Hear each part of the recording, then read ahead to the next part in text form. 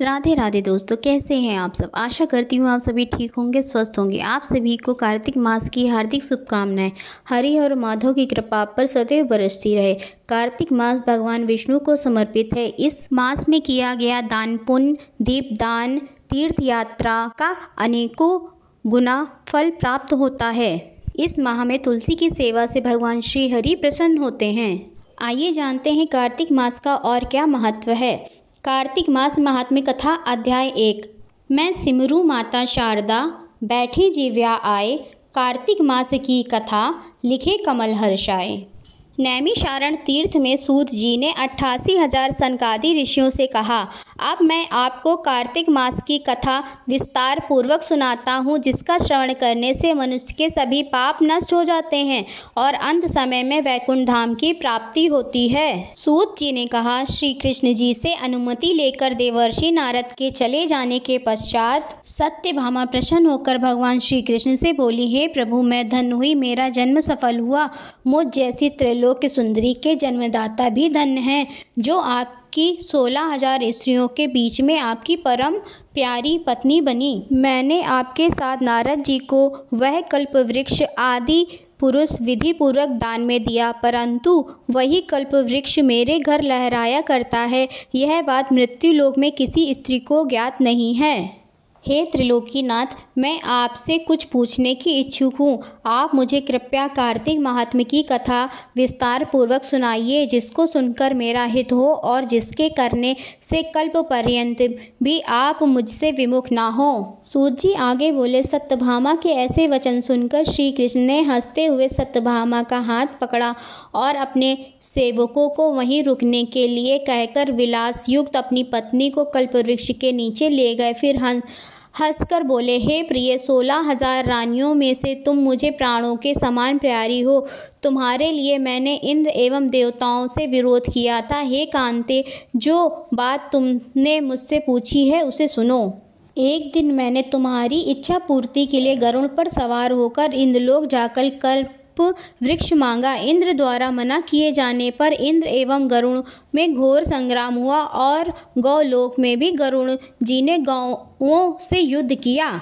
गरुड़ की चोट से उनके कान एवं पूंछ कटकर गिरने लगे, जिससे 3 वस्तुएं उत्पन्न हुई। कान से तंबाकू, पूंछ से गोभी और रक्त से मेहंदी बनी। इन तीनों का प्रयोग करने वाले को मोक्ष नहीं मिलता। तब गौओं ने भी क्रोधित होकर गरुड़ पर वार किया, जिससे उनके 3 पंख टूटकर गिर गए। इनके पहले पंख से नीलकंठ, दूसरे से मोर और तीसरे से चकवा चकवी उत्पन्न हुए।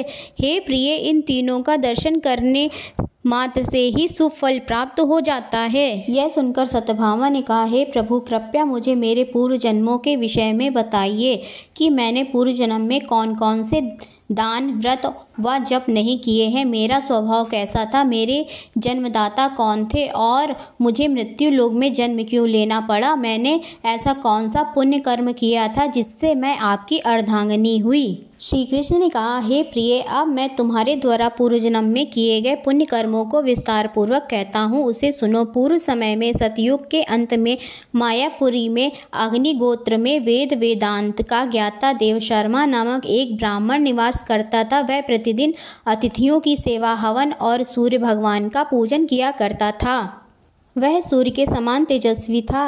वृद्धावस्था में उसे गुणवती नामक एक कन्या की प्राप्ति हुई। उस पुत्रहीन ब्राह्मण ने अपनी कन्या का विवाह अपने ही चंद्र नामक शिष्य के साथ कर दिया। वह चंद्र को अपने पुत्र के समान मानता था और चंद्र भी उसे अपने पिता की ही भांति सम्मान देता था। एक दिन वे दोनों कुश व संविदा लेने के लिए जंगल में गए। तब वे हिमालय की तलहटी में भ्रमण कर रहे थे।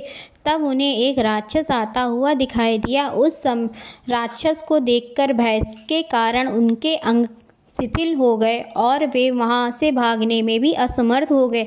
तब उस काल के समान राक्षस ने उन दोनों को मार डाला।